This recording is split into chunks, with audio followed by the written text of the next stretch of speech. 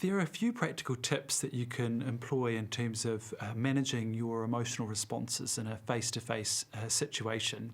And there'll be times when you'll be stressed or overwhelmed.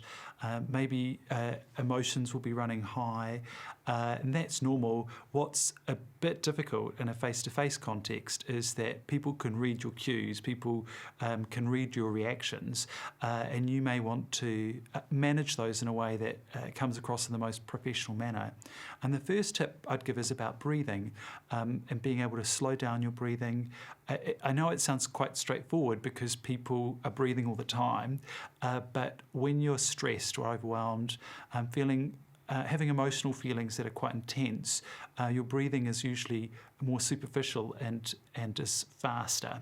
And so it's just physically slowing that down, breathing in through your nose, and then holding that breath and slowly breathing out through your mouth. This is something you can't really do when you're speaking, because I just did it now and it sort of looks a bit strange. So it's one of the things to be doing and being really careful about in the gaps in the conversation when you're not speaking. Another's about your body and how you position your body and your awareness of your body, because grounding yourself in a particular situation can be really helpful.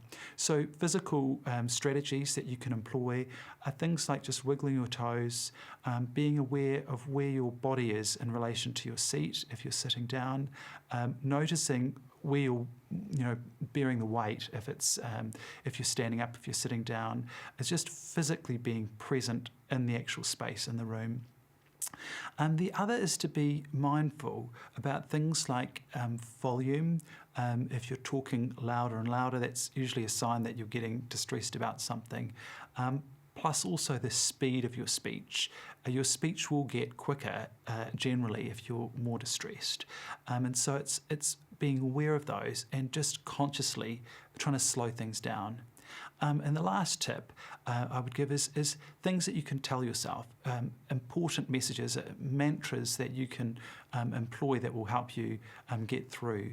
So they'll be personally meaningful. They can be things like, I'm a good person, I've been able to cope with challenging times before, this time will pass.